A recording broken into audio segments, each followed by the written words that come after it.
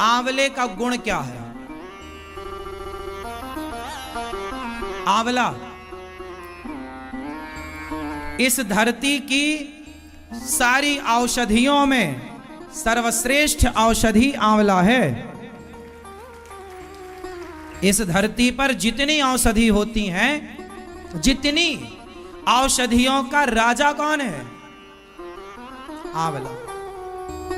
इसलिए देखिए, दुनिया को आज पता चला कि आंवला प्रोटीन से भरा पड़ा है।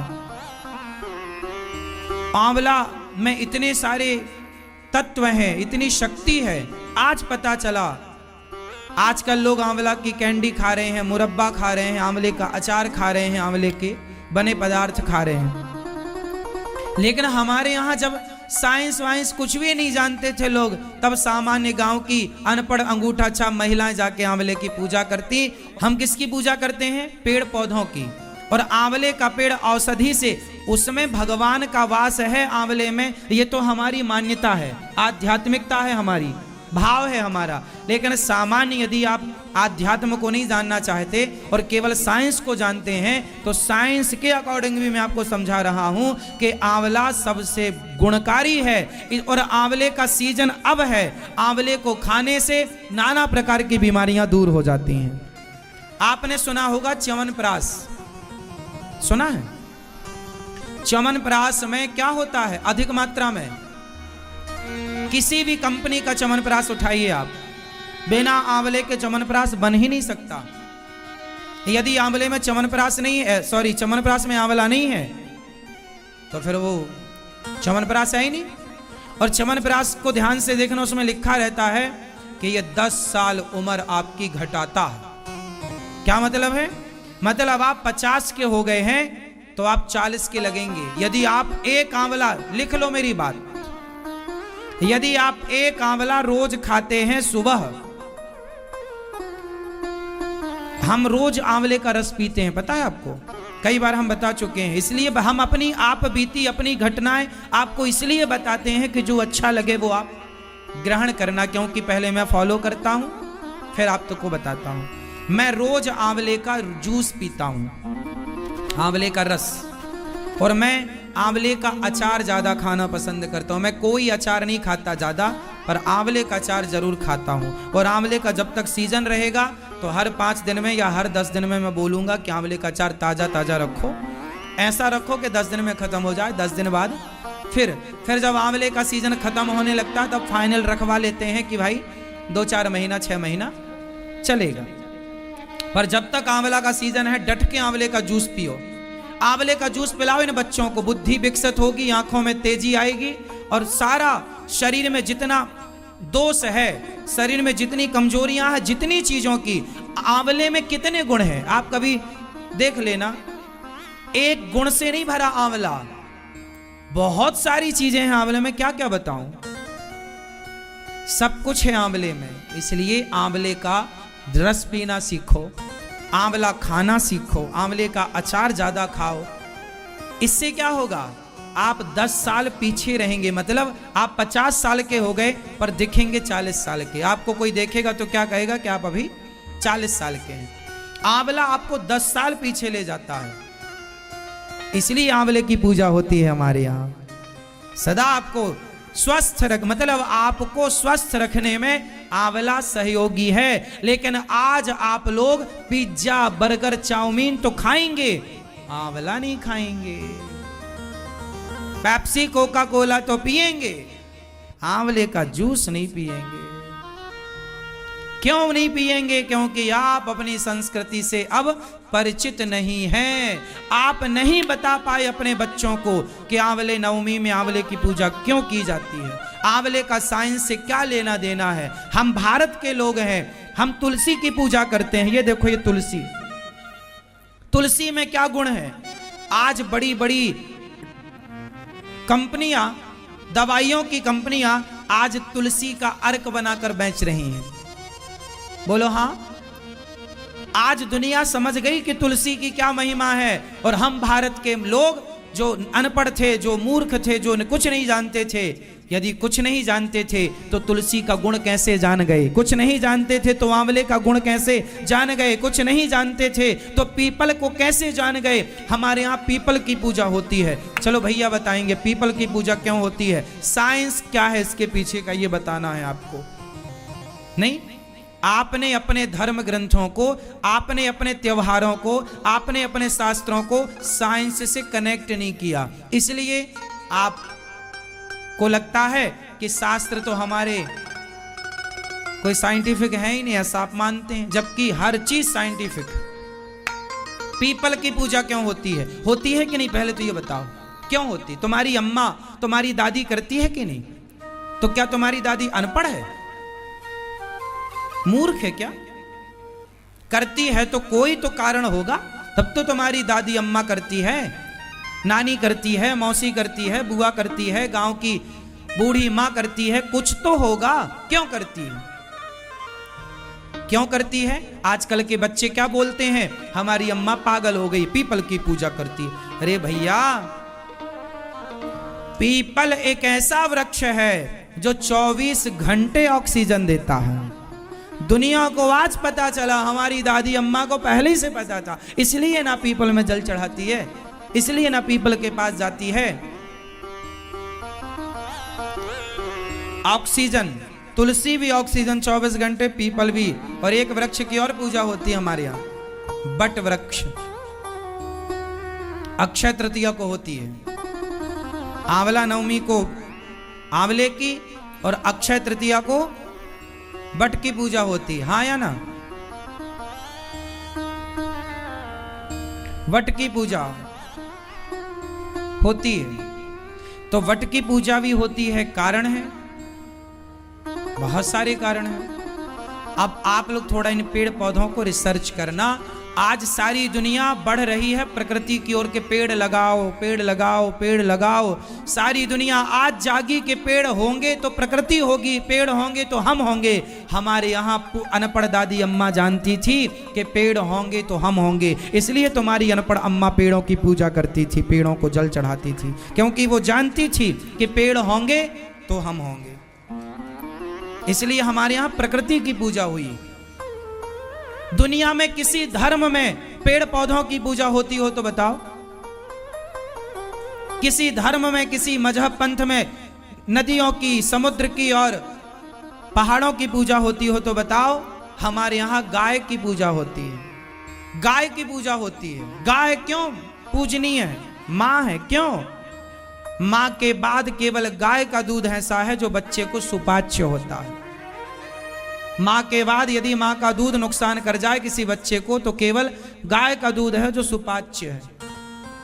इसलिए देखिए, तुम्हारी अनपढ़ अम्मा, तुम्हारे अनपढ़ पूर्वज कितना कुछ कह के चले। एक बात बताएं, पहले के लोग ना घड़ी नहीं पहनते थे।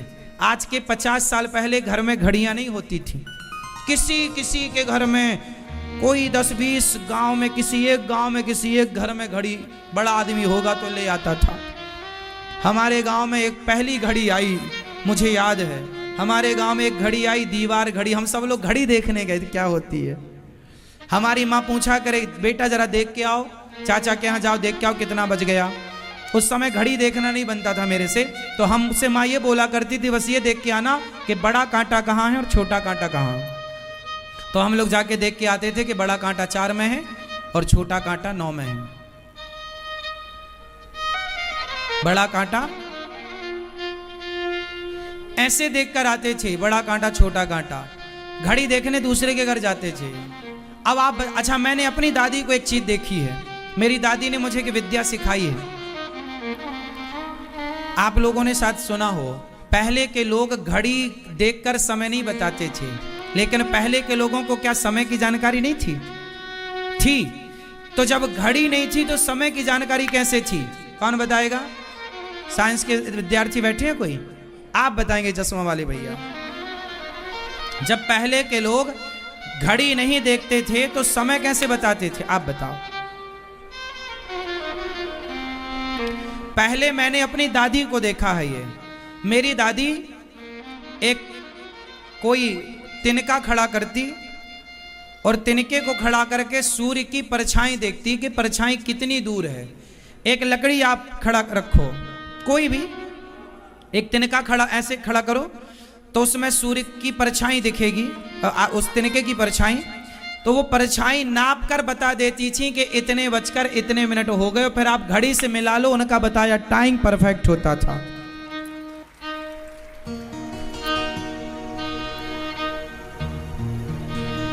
ये बात आप लोगों ने देखी, अपनी दादी नानी को सुना, ये इस बात को सुना कभी कि सूर्य के प्रकाश से। और रात को कैसे बताती थी अम्मा?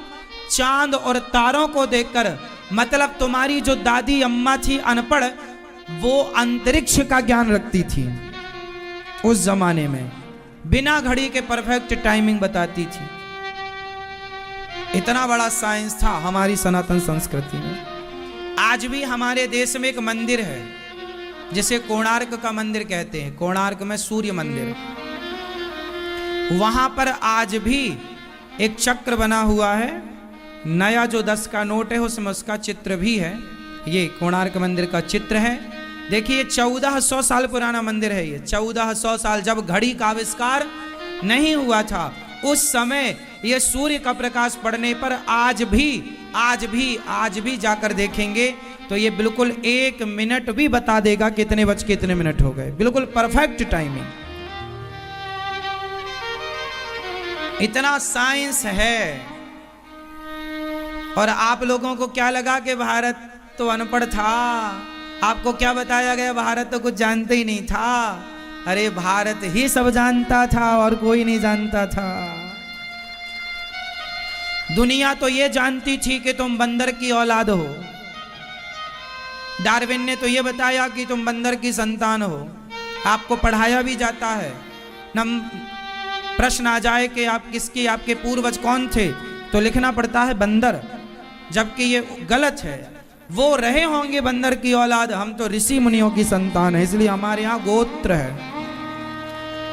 मतलब जो पढ़ाया जा रहा है वो गलत पढ़ाया जा। आज सोचिए, आज की 21वीं सदी में भी आपको गलत पढ़ाया जा रहा है और आप पढ़ रहे हैं। और पूरी दुनिया पढ़ रही है कि बंदर की संतान है। लेकिन भारत नहीं स्वीकार करता कि हम बंदर की। दुनिया ने स्वीकार कर लिया। दुनिया ने डार्विन के सामने घुटने टेक दिए कि हाँ तुम ठीक कह रहे हो डार्विन बाबा। लेकिन हमारे यहाँ हम भारतीय दर्शन जब पढ़ते हैं, हम अपने वेद पुराण पढ़ते हैं, तो पता लगता है कि डार्विन के पहले भी हमारे यहाँ पहले से लिखित में इतिहास मौजूद था। हमारे यहाँ भगवान राम आए, डार्विन आए थे 1800 के लगभग में। डार्विन का जन्म कब हुआ?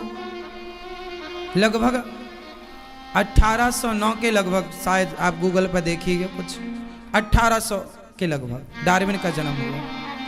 और तुलसीदास जी का जन्म कब हुआ? 1554। तुलसीदास जी पहले आए और डार्विन। अच्छा बताओ, इस धरती के सबसे पहले लेखक कौन है, कवि कौन है?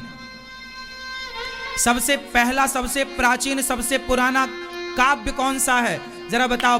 दुनिया का, भारत का नहीं, पूरी दुनिया का सबसे प्राचीन, सबसे पुराना कवि कौन है और काव्य कौन सा है? फास्ट।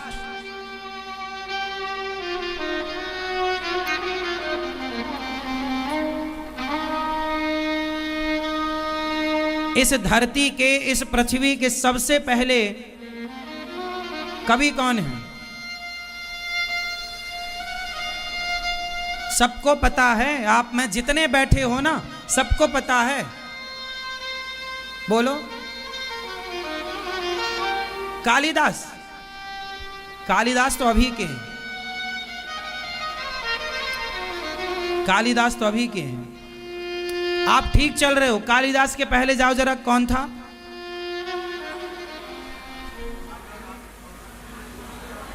हाँ, महर्षि वाल्मीकि जी, जिन्होंने रामायण, सबसे पहला महाकाव्य रामायण, सबसे पहला लिखित में जो ग्रंथ दुनिया को मिला, सबसे भारत का प्राचीन ग्रंथ रामायण है,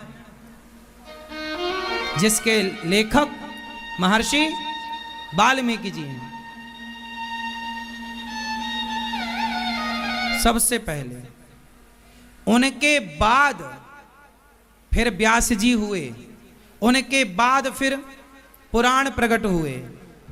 वेद तो थे, वेद भगवान की श्वास है, इन्हें लिखने वाला कोई नहीं है, इसलिए वेद तो सदा से हैं। अब सोचिए कि सारी दुनिया, डार्विन तो अभी 1800 में थे भैया, उनसे पहले तो गोस्वामी तुलसीदास जी थे 1554, 15, 16, 17, 18। तुलसीदास जी से 300 साल बाद डार्विन पैदा हुए। लेकिन विडंबना ये देखो कि तुमने डार्विन की बात तो मान ली, पर गोस्वामी तुलसीदास जी और रामायण, रामायण कब लिखी गई? रामायण त्रेता में लिखी गई थी। और कब लिखी गई? राम जी के जन्म के पहले। महर्षि वाल्मीकि जी ने जब रामायण लिखी, और जब रामायण का वो लवकुश कांड लिख रहे थे, तो रामायण में महर्षि वाल्मीकि जी ने ये लिखा कि सीता मैया को लक्ष्मण जी लेकर के और वाल्मीकि जी के आश्रम के पास आए। इतना लिखने के बाद महर्षि वाल्मीकि जी ने कलम रखी और कलम पहले लिख दिया कि राम जी ने सीता मैया को लक्ष्मण के द्वारा भेजा है। जब सीता जी का त्याग हुआ तो पहले लिख दिया वाल्मीकि जी ने, और लिखने के बाद जब बाहर जाकर देखे, लिख दिया कि आ गई, बाहर जाकर देखा तो सीता मैया खड़ी थी। मतलब जो वो लिख रहे थे वो पहले लिख रहे थे, बाद में हो रहा था वो सब कुछ। पहले लिखा गया फिर हुआ, पहले हुआ बाद में लिखा। रामचरितमानस तब लिखी गई जब पहले हो चुका फिर लिखा गया। तुलसीदास जी कौन है? तुलसीदास जी कौन है? वाल्मीकि तुलसी भय, वाल्मीकि जी ही, त्रेता के वाल्मीकि जी ही कलयुग में तुलसी बाबा बनकर आए, क्योंकि वो रामायण संस्कृत में थी और सब लोग राम कथा ना जान पाते, इसलिए सरल भाषा लिखने के लिए वाल्मीकि जी तुलसी बनकर के आए। नाभाजी महाराज लिख रहे हैं कि वाल्मीकि तुलसी भय। तो अब बताओ, आपके पास इस धरती के सबसे पुराने लेखक मौजूद हैं, जिनका साहित्य आपके पास है, जिनके लिखे काव्य महाग्रंथ आपके पास हो, वो लोग आज बताओ डार्विन से ज्ञान ले रहे हैं। अरे डार्विन की थ्योरी हो या न्यूटन का ज्ञान हो, ये जितना भी तुम पढ़ते हो, कभी वेद पुराण शास्त्रों को पढ़कर देखना, ये सिद्धांत पहले से तुम सनातनियों के पास मौजूद थे। भस्मासुर शंकर जी से वरदान पाया और शंकर जी को ही भस्म करने चला। भस्म चला कर ने शंकर को, शंकर भागे हरिदानी। शंकर जी भागे कहाँ? भगवान हरि की शरण में। हे प्रभु देखो आ रहा है, वो मेरी सिर पे हाथ रखना चाहता। तब भगवान ने मोहिनी का अवतार लिया और भस्मासुर से कहा कि जरा तुम हमें नाच के दिखाओ। शंकर जी ने जो वरदान दिया, पता नहीं सही है कि गलत है, ट्राई तो करो। बोले अपने हाथ को जरा सिर के ऊपर लाओ। लाया, कुछ गर्म लगा? नहीं लगा। भगवान बोले ऐसे ही है, फिर कुछ नहीं लग रहा है। तो उसने हाथ रख लिया खुद के ऊपर, तो भस्मासुर खुद जल गया, खुद भस्म हो गया। भस्मासुर ने करी तपस्या, शंकर से वरदान लिया। शंकर जी ने खुश हो करके शक्ति का वरदान दिया। भस्म चला करने शंकर को, भागे शंकर हरिदानी, भागे शंकर हरिदानी। एक हरि को छोड़ किसी की चलती नहीं है मनमानी, चलती नहीं है मनमानी। उसे मारने श्री हरि ने सुंदरी का है रूप लिया। जैसा जैसा नाचे मोहन वैसा वैसा नाच किया। अपने हाथ को सर पर रख कर भस्म हुआ वो अभिमानी, भस्म हुआ वो अभिमानी। एक हरि को छोड़ किसी की चलती नहीं है मनमानी, चलती नहीं है मनमानी। हुई है सोई जो राम रचि राखा, को कर तर्क बढ़ावहि शाखा। हुई है सोई जो।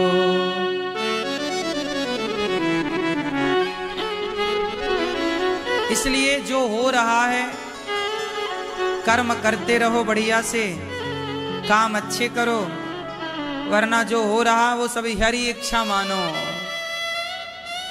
किसकी इच्छा है? हरि की इच्छा।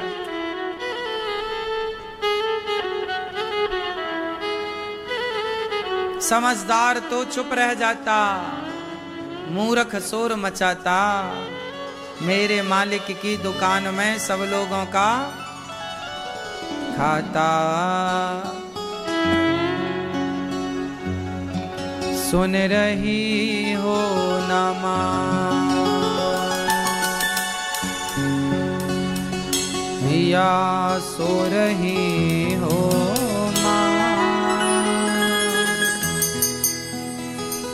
या पंचायत कर रही हो माँ,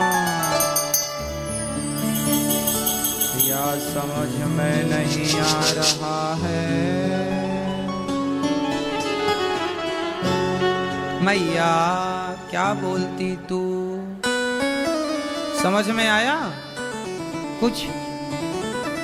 क्या समझ में? अच्छा बताओ कि भगवान के सिवा हम और आप तो कठपुतली हैं, नाचने वाले। बाजार से आप गुड्डा लाते हो ना, वो चाबी वाला, चाबी भरी रखा, ठुक ठुक ठुक ठुक ठुक ठुक चलता है। जब तक चाबी है चलेगा, चाबी खत्म वहीं रुक जाता है। ऐसे हम लोग वो गुड्डा हैं, गुड्डी, गुड्डा गुड़िया। जैसे चाबी भरी तो वो चला, ऐसे हमारी भी चाबी भगवान भरते हैं तो हम फुदकते रहते हैं। हमें लगता जी हम कर रहे हैं, हम नहीं कर रहे हैं, भगवान हमारी चाबी भर रहे हैं। जितनी चाबी भरेंगे उतना फुदकोगे, चाबी खत्म, खड़े खड़े गिर जाओगे। सही है? उस गुड्डे से ज्यादा हमारी और आपकी कुछ हैसियत नहीं है, लेकिन आदमी घमंड के कारण बड़ी बड़ी बातें करता है, बड़ी बड़ी डींगे मारता है। क्यों? सबको अपना मान लेता, ये मेरा, ये मेरा, ये मेरा, ये सब ठीक है। अभिमान है आपको, अज्ञान है। देखो दो चीजें होती हैं, एक तो होता है अभिमान। और अभिमान क्यों आता है? जरा मुझे आप लोग एक कारण बताओ, अभिमान क्यों आता है? घमंड, एटीट्यूड, दर्प क्यों आता है? आप लोग हमें बताओ, घमंड क्यों आता है? जरा आप बताओ।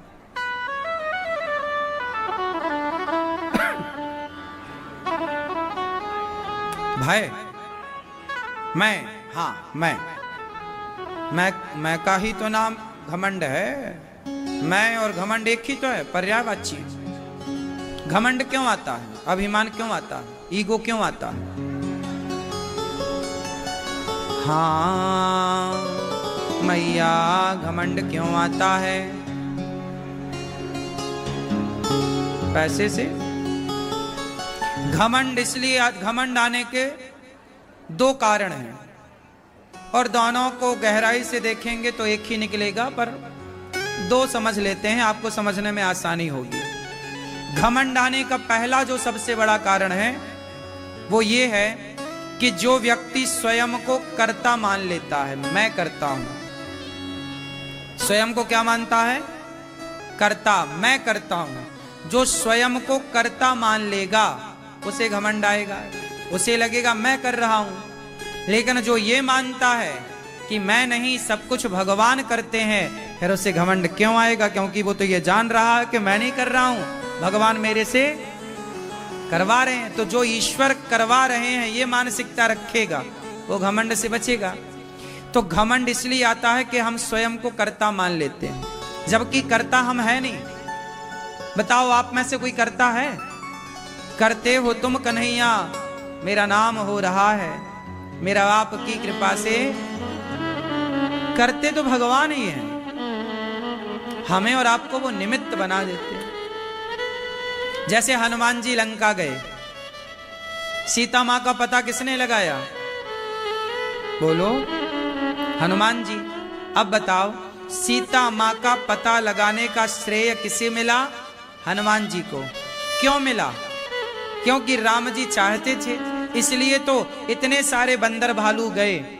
जामवंत भी दक्षिण दिशा की तरफ गए थे, नल नील भी गए थे, अंगद भी गए थे, हनुमान जी भी गए, लेकिन राम जी ने अपनी अंगूठी किसे दी? तो राम जी स्वयं चाहते थे कि लंका हनुमान जी जाएं, इसलिए तो अंगूठी हनुमान जी को दी गई, वरना अंगद को देते। राम जी, सीता मां को जो अंगूठी दी गई वो अंगूठी हनुमान जी को किसने दी थी? राम जी ने। तो राम जी स्वयं चाहते थे ना कि हनुमान जी लंका जाएं, वरना अंगूठी किसी और को ना दे देते। इसलिए हनुमान जी लंका गए, ये बड़ी बात नहीं है। राम जी चाहते थे कि हनुमान जी लंका जाएं, ये सब कुछ हनुमान जी को प्राप्त हो, ये राम चाहते थे। इसलिए आप कुछ करते हो ना, आप सफलता पाते हो ना, तो समझ लो कि भगवान चाह रहे हैं कि आप सफल हो जाएं, इसलिए आप सफल हुए। आप ये मत कहना कि जी मैं गया। हनुमान जी ने ये नहीं कहा कि जी मैं लंका गया, नहीं। राम जी अंगूठी किसी और को दे देते ना तो वो चला जाता, नहीं चला जाता। फिर राम जी स्वयं चाहते थे कि हनुमान जी जाएं, सीता का पता हनुमान जी लगाएं। उसी तरह बिहारी जी खुद चाहते हैं कि गौरी गोपाल आश्रम में सबकी सेवा हो, इसलिए बिहारी जी ने ये दास अनिरुद्ध को ये सेवा की जिम्मेदारी दी है। आप तरक्की कर रहे हैं, मतलब भगवान खुद चाह रहे हैं कि आप तरक्की करें। आप नाम कमा रहे हैं, आप सेवा कर रहे हैं समाज की, भगवान चाह रहे हैं इसलिए आप कर पा रहे हो साहब। वो नहीं चाहे तो तुम क्या कर लोगे? राम जी नहीं चाहते तो हनुमान जी नहीं जाते लंका साहब। आप बात समझ रहे हैं ना? राम जी नहीं चाहते तो हनुमान जी लंका नहीं जा सकते थे, जा सकते थे। फिर इसलिए आप ये मत कहो कि मैं करता हूं, ये कहो कि हम सबसे बिहारी जी करा रहे हैं। भगवान स्वयं अपना कार्य करते कराते हैं, हमें और आपको निमित्त बनाते हैं। जैसे हनुमान जी लंका गए तो निमित्त बना दिया। राम का काम कौन करेगा? राम का काम खुद राम कर लेते हैं। भगवान अपना खुद अपना करा लेते हैं किसी ना किसी से। फिर तो हम क्यों घमंड करें कि हम कर रहे हैं? भगवान चाह रहे हैं इसलिए सब कुछ हो रहा है। भगवान चाह रहे थे इसलिए आप दिल्ली से चलकर कथा सुनने यहाँ आए, आप अपने गांव अपने शहर से चल करके कथा सुनने यहाँ आए। भगवान चाह रहे थे इसलिए तो आप आए। वो नहीं चाहते तो आप तो अपने काम में थे ही बिजी, आप तो अपने घर पे ही थे, अपना काम कर रहे थे। तो आप ये मत सोचो कि आप आए हैं, नहीं। जैसे राम जी ने हनुमान जी को भेजा है, ऐसे भगवान ने आपको बुलाया है यहाँ। वो चाह रहे हैं कि आपके भीतर परिवर्तन आए, इसलिए यहां बिठाया है, वरना कहां आपको फुर्सत थी? आपको क्या लगता है आप कृपा का अनुभव नहीं कर पाते ना? यही तो कृपा है। इस भरी भीड़ में, इस भरे संसार में बिहारी जी ने आप लोगों को चुना है। यहाँ आओ, चलो कथा सुनो यहाँ बैठकर, है ना? इसलिए भगवान के दर्शन करो, मस्त आनंद लो। जो हो रहा है अच्छा, प्रभु आपकी इच्छा है। हम तो हर हाल में मस्त, कोई शिकायत नहीं है। तो अभिमान आने का पहला कारण कि स्वयं को कर्ता मानना मैं, और दूसरा अभिमान इसलिए आता है अज्ञान के कारण। आपके अंदर अज्ञान है। अज्ञान यही कि मैं करता हूं। तो जब अज्ञान हावी होगा, आज किसी के पास 4 पैसे आ जाएं, जरा पद प्रतिष्ठा आ जाए, तो वो अभिमान में घूमता है, सीधे मुंह बात नहीं करता। ये अभिमान क्यों आया? क्योंकि उसने ये मान लिया कि मैंने कमाया ना, मैं कुछ नहीं कमाता, भगवान चाहते हैं कि तू अमीर हो जा, इसलिए भगवान ने तुझे अमीर बना दिया है। इस अमीरी का सदुपयोग करेगा ना पगले, तो सदा अमीर रहेगा। और तूने अमीरी का दुरुपयोग किया तो आज अमीर है, कल अमीर रहेगा, इसकी गारंटी नहीं है। मैंने समाज में देखा है, लोग सफल होते हैं, ऊंचाइयों में जाते हैं, फिर गिर जाते हैं। 100 में से 99 लोग सफल हो जाते हैं, लेकिन वो ज्यादा दिनों तक सफल रह नहीं पाते, फिर नीचे। क्यों? क्योंकि उन्हें ये पता ही नहीं है कि जब सफलताएं आए तो सावधानी क्या रखनी चाहिए। जरा पैसा आया, जरा सफलता आई, आदमी अभिमान में, अरे हम हैं तो कोई है ही नहीं, अपने च भगवान है, खुद कोई भगवान मानने लग जाता है, पागल। जरा पैसा आया, जरा शोहरत आई, तो बस घमंड, जमीन पे चलते ही नहीं, उड़ता है। लोग कहते ना यार बहुत उड़ते हो। यही तुम्हारे पतन का कारण है। इसलिए अभिमान नहीं साहब, कृपा का अनुभव करो।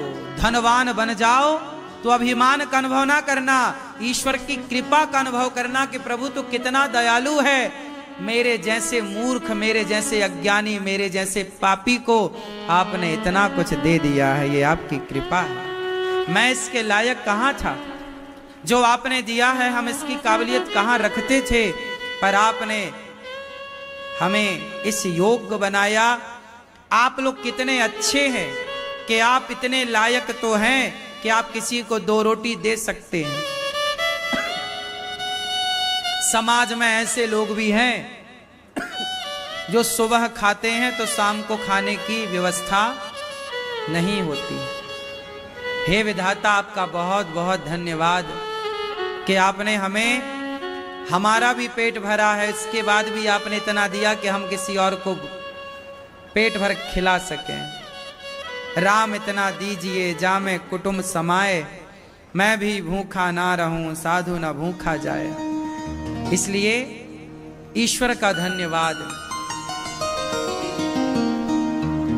कृपा ऐसा नहीं है कि भगवान की कृपा आप लोगों पर नहीं है, आप लोगों पर भगवान की कृपा जरूरत से ज्यादा है, पर विडंबना देखो कि आप उस कृपा का अनुभव कहां कर पाते हैं।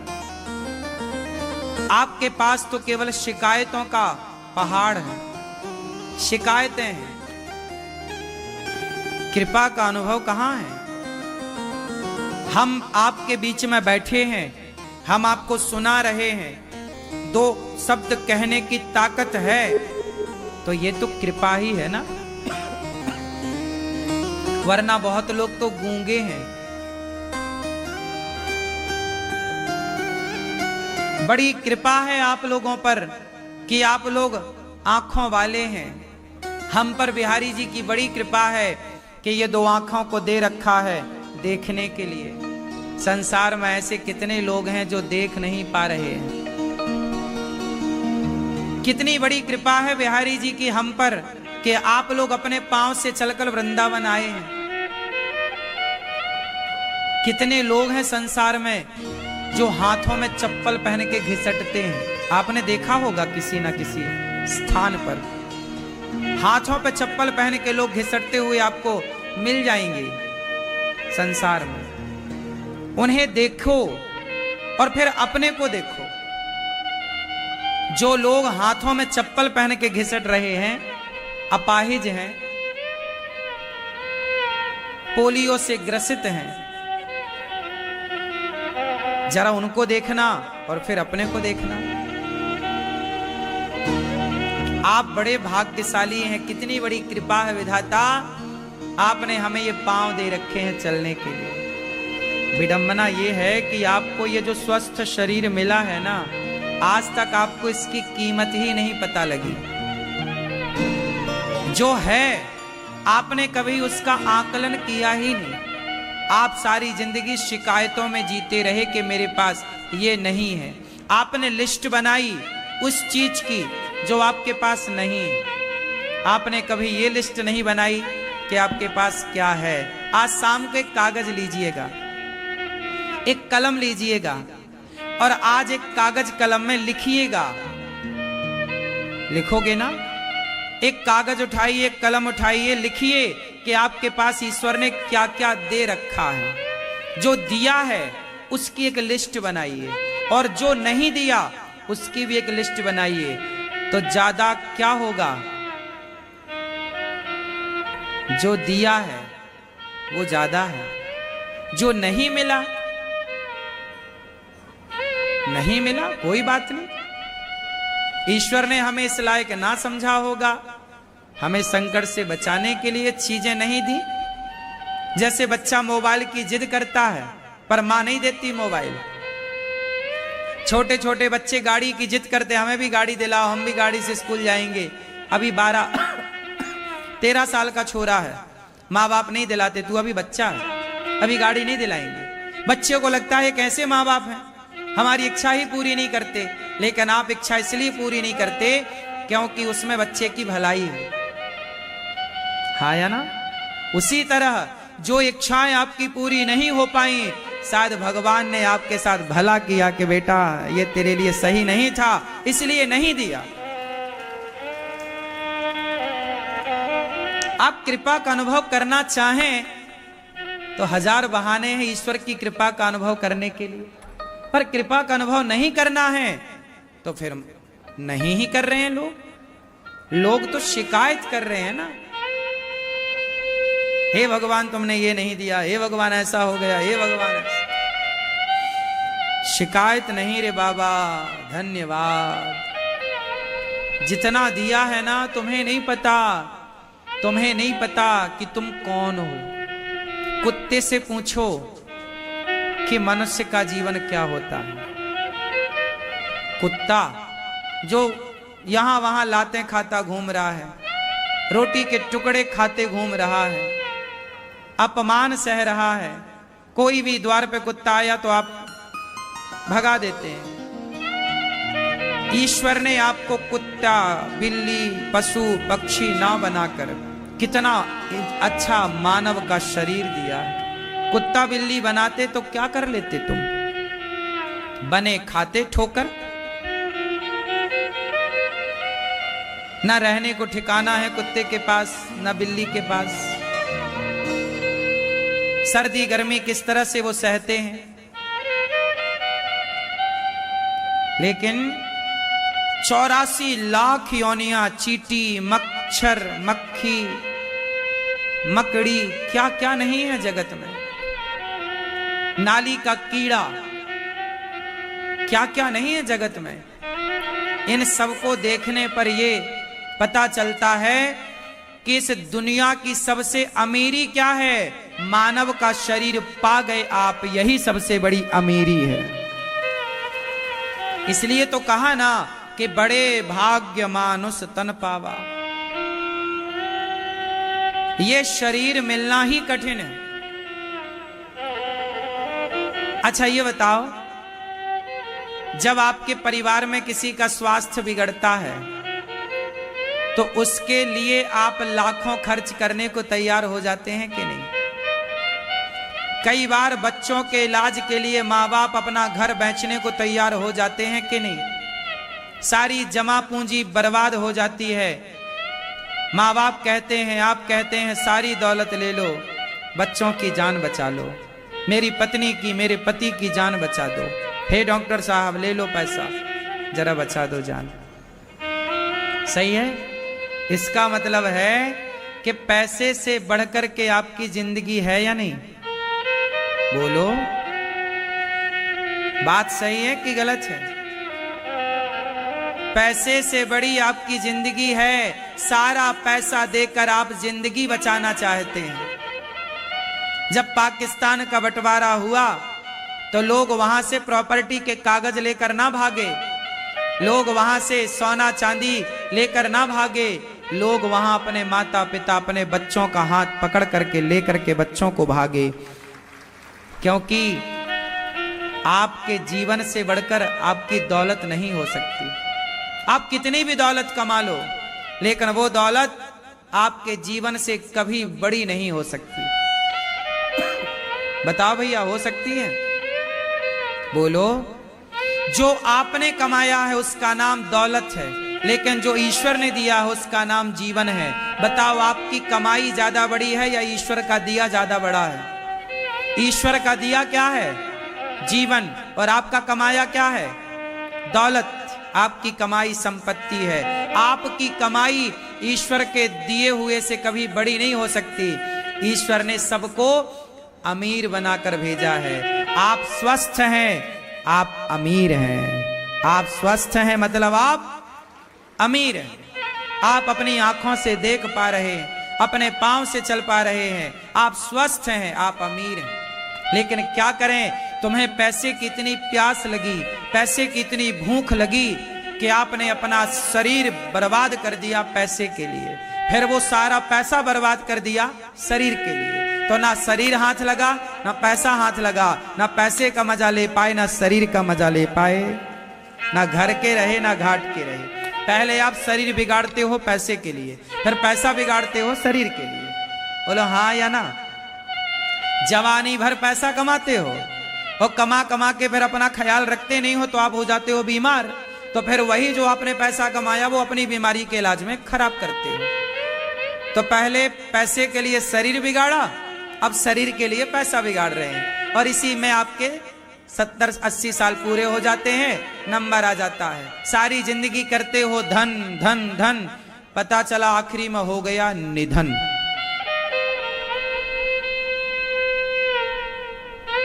क्या हो गया? यही जीवन है। जीवन आप जी कहां पाए, मजे कहां ले पाए, आनंद कहां ले पाए जीवन का?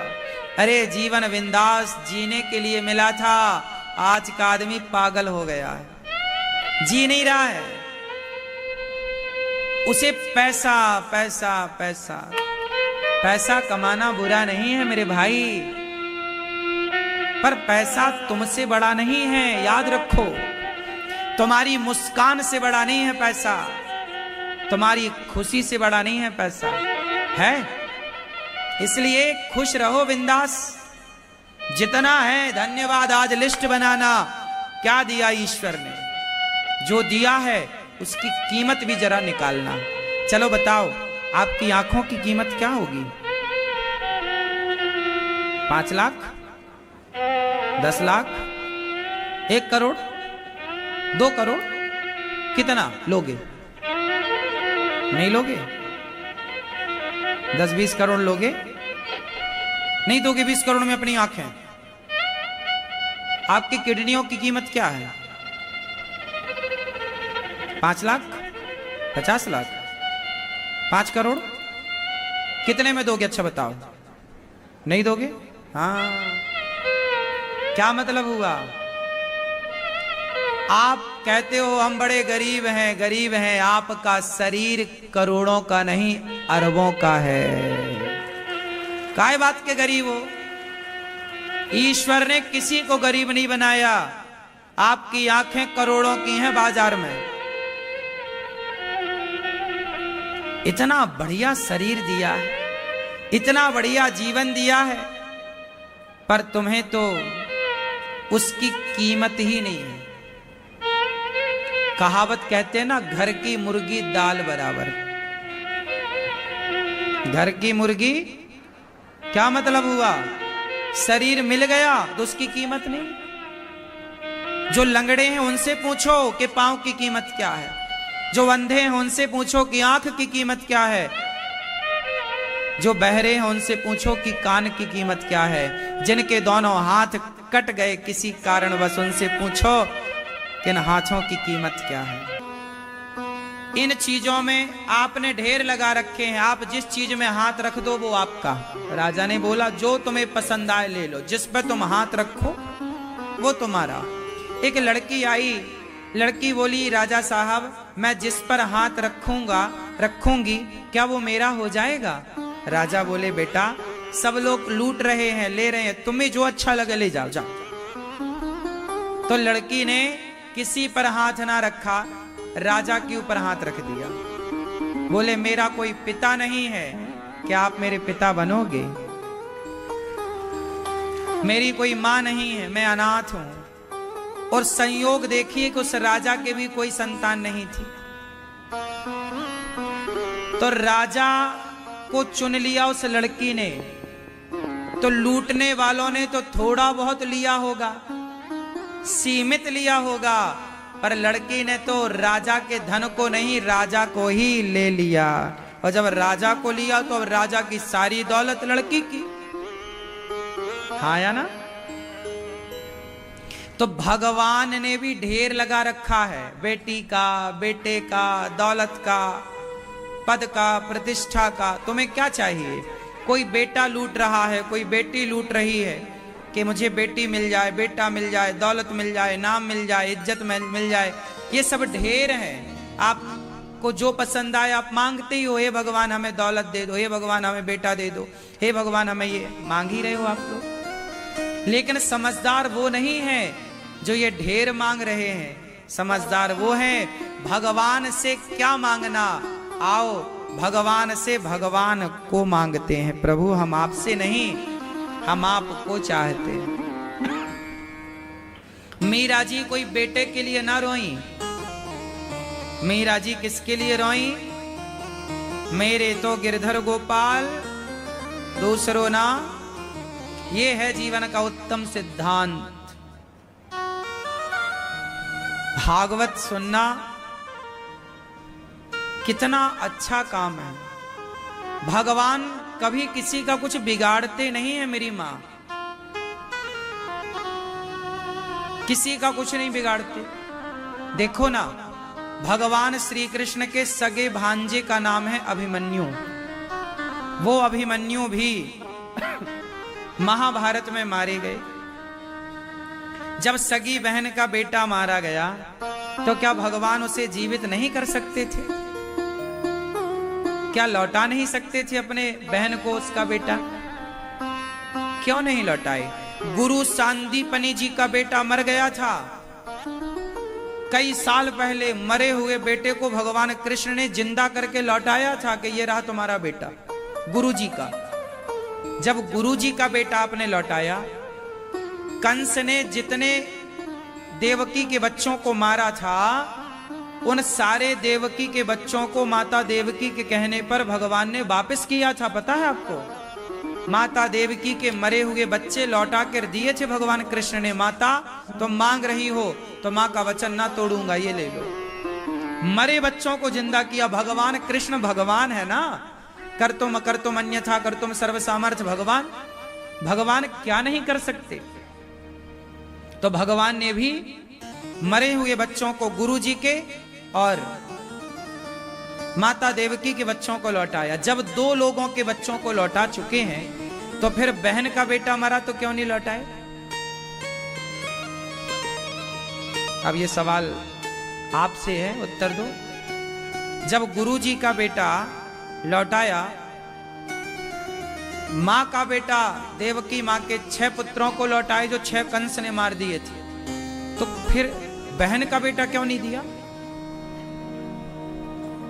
भगवान बोले कि उस जगह मां की आज्ञा थी, उस जगह गुरु माता की आज्ञा थी। लेकिन ये संसार का नाम मृत्यु लोक है। सुभद्रा, सुभद्रा बहन देखो, अभिमन्यु की आयु इतनी ही थी। वो इतने के लिए ही आए थे, इतना काम करने के लिए ही आए थे। ये मृत्यु लोक है।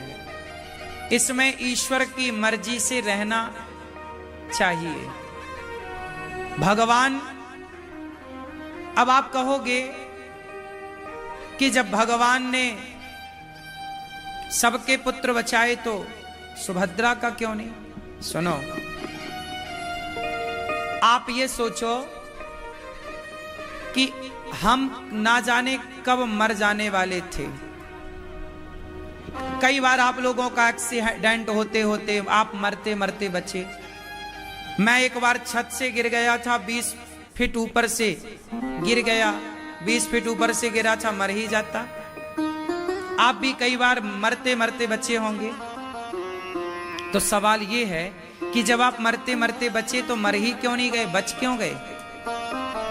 इसलिए बच गए कि आपको तो बहुत पहले ही मर जाना था, पर आपकी भक्ति ने, आपके पुण्य ने आपकी मृत्यु को बार बार वो पुण्य टालते रहे और इतना लंबा जीवन आपको प्राप्त हुआ।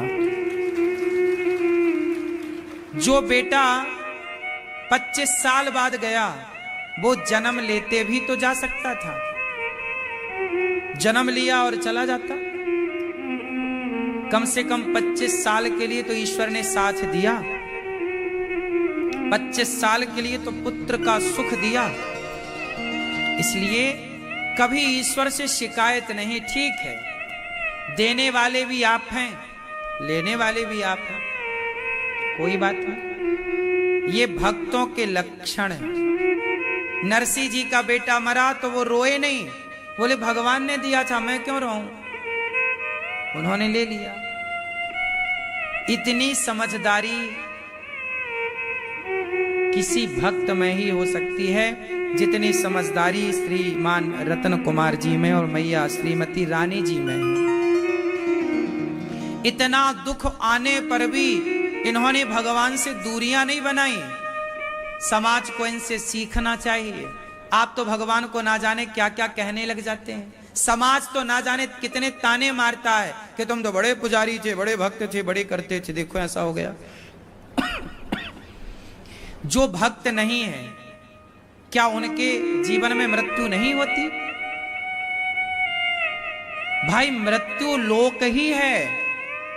इस संसार में मरने ही हम पैदा भये हैं। कौन है जो ना मरा हो?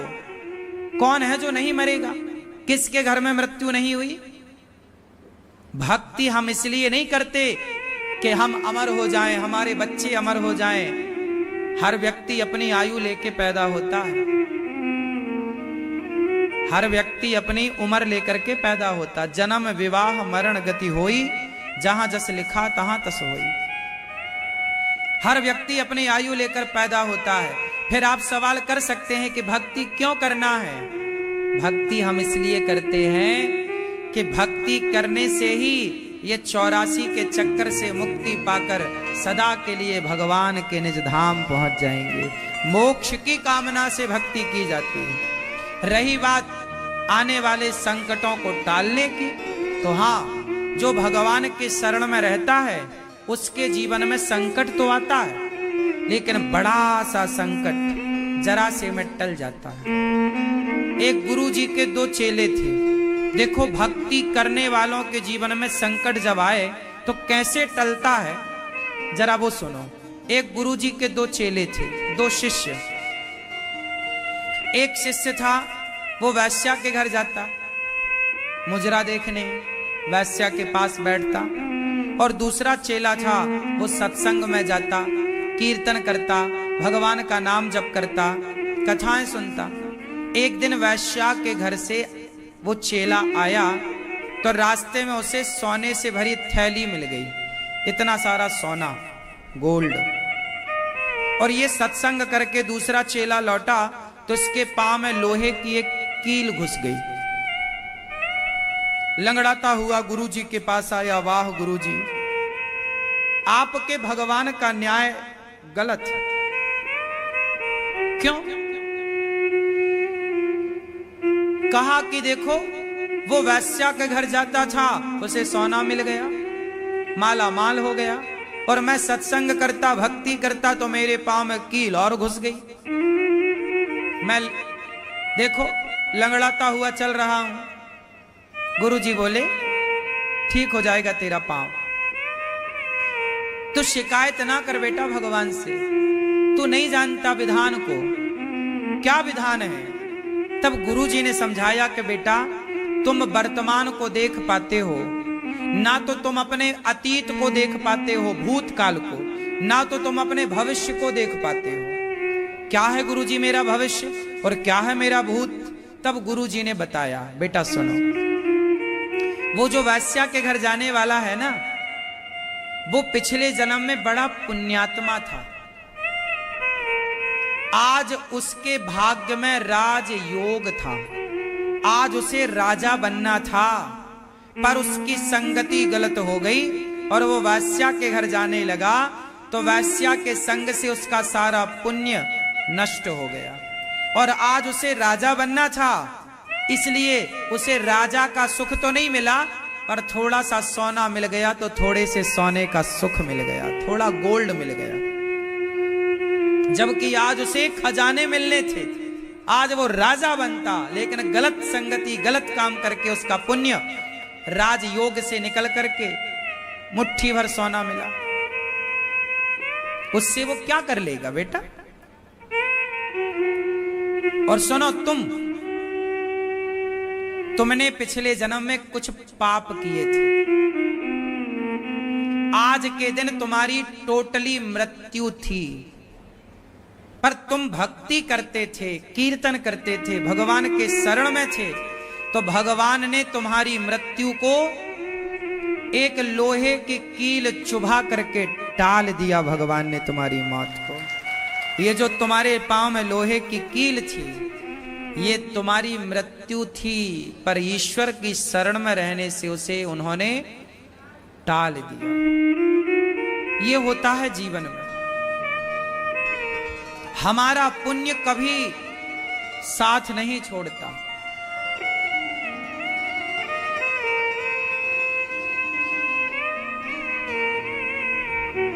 हम ये तो सोचते हैं कि भगवान ने हमारा बेटा छीन लिया, भगवान ने हमारे साथ ऐसा किया। हम एक तो ये सोचते हैं कि ऐसा हमारे साथ क्यों हुआ, हम तो बड़े धार्मिक थे, कोई गलत नहीं किया, पाप नहीं किया, गलतियां नहीं की, फिर हमारे साथ ऐसा क्यों। एक तो पहलू ये है, पर एक पक्ष दूसरा है। क्या? सुनो, दूसरा पक्ष ये है कि आपके भाग्य में कोई पुत्र का सुख था ही नहीं, आपके भाग में पुत्र था ही नहीं, लेकिन आपकी भक्ति थी, पुण्य था, तो आपके पुण्य ने, भगवान ने उस पुण्य के बल पर आपके भाग्य में पुत्र का सुख कुछ दिनों के लिए दिया, कुछ वर्षों के लिए दिया। इसलिए ईश्वर की हर इच्छा में प्रसन्न रहना चाहिए। समाज क्या कहती है, लोग क्या कहते हैं, लोगों का काम है कहना। समाज ने तो सीता माता को नहीं छोड़ा कहने से, तो हमें और आपको छोड़ेंगे में ना रहो। भगवान का जो सच्चा भक्त होगा, एक बात बताओ, मां अपने बेटे को एक थप्पड़ मारती है, छोटा बच्चा जब थप्पड़ मारती है और थप्पड़ मारती है और उसके बाद बच्चे को गोद में लेने हाथ बढ़ाती है, तो बच्चा भाग के मां के गोद में आता है कि नहीं आता? बोलो बोलो। मां थप्पड़ मारेगी फिर भी बच्चा और किसी की गोद में नहीं जाता। बच्चा दो चार थप्पड़ खाता है, रोता है, और मां जरा बुलाए तो रोते रोते फिर मां की तरफ भागता है। इसी का नाम है भक्ति, कि ईश्वर की तरफ से थप्पड़ पड़े तो भी हम भागकर भगवान की ही गोद में जाएं। यही है श्रेष्ठ भक्तों के लक्षण। हर हाल में हम उनकी गोद को ना छोड़ें कि आपने सुख दिया। देखो, सुख में तो सब भगवान को भजते हैं, लेकिन भक्ति वो नहीं कि आप सुख में भजो। भक्ति तो ये है कि दुख में भी आप भगवान की तरफ भाग रहे हैं, भगवान की गोद में, उसे माना जाएगा कि ये श्रेष्ठ भक्ति है। सुख में सब भगवान की ओर, सब अच्छा चल रहा है, भगवान आपकी बड़ी कृपा है, वो बढ़िया चल रहा है।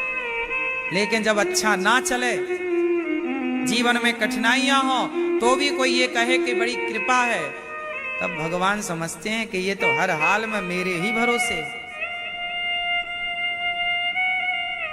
तब फिर जीवन में भगवान स्वीकार करते हैं। भक्तों के पथ पर, भक्ति के पथ पर चलना इतना भी आसान कहां है साहब। भक्ति के पथ पर जो भगवान की शरण में है ना, वो बहुत सुखी है, बहुत सुखी है। क्योंकि सुदामा इतने गरीब थे, फिर भी शरण में थे भगवान के, तो सुखी थे। सुखी का मतलब ये नहीं कि हमारे पास रोटी नहीं है तो आप कहो जी हम बड़े दुखी हैं। अरे हमें चाहिए ही नहीं। सुदामा को क्या चाहिए था? वो तो खुश थे, संतुष्ट थे। इसलिए भगवान जो कर, हमें नहीं पता कि हमारे लिए क्या बेहतर है, आपको पता है कि क्या बेहतर। जो आपको करना है वो आप करो। तेरे फूलों से भी प्यार, तेरे कांटों से भी प्यार। आज यहाँ भागवत जी के पोथी पाठ भी आप लोगों ने बिठाए हैं। जिन्होंने भागवत जी के पोथी पाठ बिठाए हैं, वो भी आप लोगों ने अपने पूर्वजों के लिए, अपने घर की सुख शांति के लिए जो आपने पाठ बिठाए हैं, भागवत जी कराना चाह रहे हैं, करा रहे हैं। आप सब बड़े भाग्यशाली हैं कि कार्तिक के इस पावन माह में आप भागवत जी से जुड़ रहे हैं। अभी 25 नवंबर से भागवत जी के फिर पाठ होंगे, आप लोग भी सुनिएगा। आप लोग भी कराना चाहें अपने घर के सुख शांति के लिए, पूर्वजों के लिए कराइएगा। अभी 17 तारीख से ददरुआ धाम में भिंड के पास कथा है, और 17 तारीख को वहां पर सुबह 10 बजे से कथा है, और उसी 17 तारीख से शाम को 3 बजे से ग्वालियर में कथा है। मतलब 7 दिन में 2 कथाएं हैं, सुबह 10 से 1, फिर 3 से 6।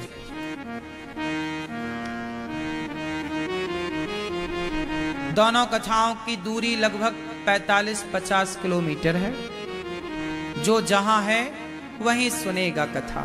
तो ग्वालियर और भिंड के भक्तों के लिए कथा की गंगा लेकर यह दास अनिरुद्ध आ रहा है। आपको जहां पास पड़े वहां की गंगा में डुबकी लगाएं, पर जुड़ें जरूर।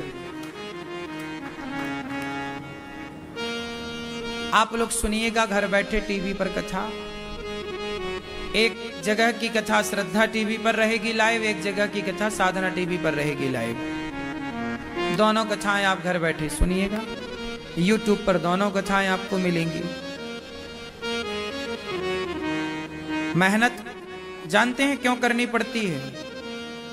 अब देखिए, समय होता नहीं है, काम इतना रहता है कि एक साथ 2 कथाएं करनी पड़ती हैं, क्योंकि दोनों जगह अलग अलग समय देने का समय नहीं था। दोनों जगह कथा, दोनों लोग चाह रहे थे कि हमें कथा की डेट मिल जाए, लेकिन 2 डेट थी नहीं, तो 1 डेट में ही दोनों को कथा दी गई। समय कम है, कम समय में काम ज्यादा है, इसलिए ये दास अनिरुद्ध के ऊपर जिम्मेदारियां ज्यादा हैं, इसलिए काम भी ज्यादा ही करना पड़ेगा। आपके बच्चों को आप बता सकते हैं, सिखा सकते हैं कि बेटा काम करो, आलस्य ना करो, प्रमाद ना करो। गौरी गोपाल आश्रम में जितनी सेवाएं चल रही हैं, चाहे वृद्ध माओं की सेवा हो या संतों के अन्न क्षेत्र की सेवा, आज अक्षय नवमी है। क्या है आज? आंवला नवमी भी कहते हैं। कहा जाता है कि आज भगवान श्रीमन नारायण का वास आंवले पर होता है, आंवले के पेड़ पर। इसलिए आंवले के पेड़ के नीचे आज भगवान जी का पूजन करके, भगवान जी को आंवले का भोग लगाकर, और आंवले का जैसे हर दिन तुलसी का पत्ता डालकर भोग लगाया जाता है, आज आंवले के पत्ते डालकर भगवान जी को भोग लगाया जाता है। आंवले के पेड़ के नीचे बैठकर आंवले के पत्ते, आंवले का भोग, आंवले के नीचे बैठकर भगवान को भोग लगाकर वो आंवले के पेड़ के नीचे खाने का भी विधान है। क्या आप वो प्रसाद वहीं पाएं? आज के द्वारा किया गया पुण्य अक्षय फल को देने वाला है। अक्षय, जैसे अक्षय तृतीया है ऐसे अक्षय नवमी है। अक्षय का मतलब होता है जिसका कभी क्षय ना हो। क्षय ना हो मतलब कभी नाश ना हो। आज के दिन जो भी आप पुण्य करोगे, जो भी शुभ कार्य करोगे, उस शुभ कार्य का कभी नाश नहीं होगा। आज जो भी आप सेवा करोगे, आज किसी भूखे को भोजन कराओगे, प्यासे को पानी पिलाओगे, तो उस पुण्य का कभी नाश ना होगा। वो सदा आपको प्राप्त होता रहेगा, आने वाली पीढ़ियों को भी प्राप्त होगा और आपको सदा के लिए मिलेगा। कुछ लोग बहुत बड़े आदमी होते हैं, मेहनत कुछ करते नहीं पर बड़े आदमी हैं। क्यों? कारण जानते हो क्या है? जैसे आप लोग अक्षय नवमी के दिन आपने गौरी गोपाल आश्रम में हजारों साधु संत भोजन करते हैं। आज अक्षय नवमी के दिन आपने संकल्प लिया कि आज मैं संतों को अन्नदान देने का संकल्प लेती हूँ या लेता हूँ, सेवा का संकल्प लेती हूँ, किसी बेसहारा माँ का सहारा बनने का, गौ सेवा का। जब आप आज के दिन कोई पुण्य करते हैं, जैसे संतों को आपने अन्नदान कराया कि आज का अन्न क्षेत्र हमारी ओर से बटे, तो आप जब ये पुण्य करते हैं तो इस पुण्य का जो फल है वो यही है कि ये पुण्य आपको अमीर बना के ही रहेगा। ये पुण्य आपको अमीर बनाएगा। और आज के दिन यदि पुण्य हुआ है तो वो आप जब भी जन्म लोगे, जहां भी जन्म लोगे, उसका फल मिलता रहेगा। उस पुण्य का कभी क्षय नहीं होगा, चाहे आप रहो या किसी और योनि में रहो, आपका वो पुण्य आपके संग रहेगा। इसलिए जो अक्षय तृतीया और अक्षय नवमी के दिन किया गया कोई भी पुण्य अक्षय, उसका क्षय नहीं हो सकता। इसलिए आपको भी अच्छे कार्य करते रहने चाहिए। आप भी इस तिथि का लाभ लें।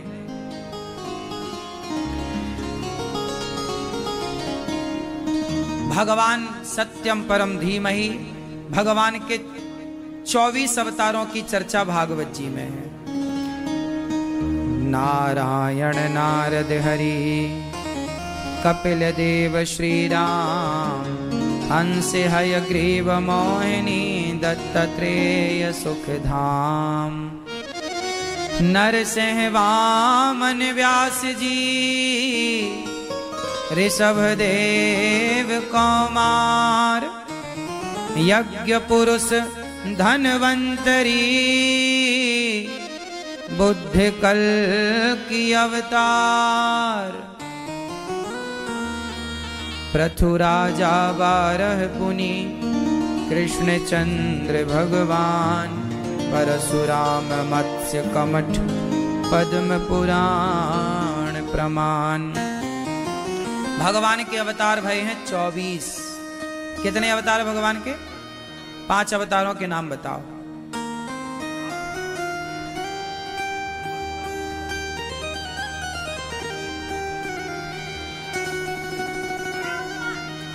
आप बताओ 5 अवतारों के नाम।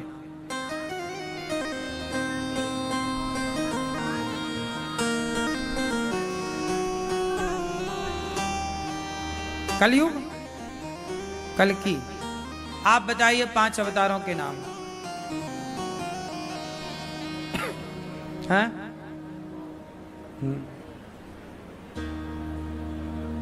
जोर से।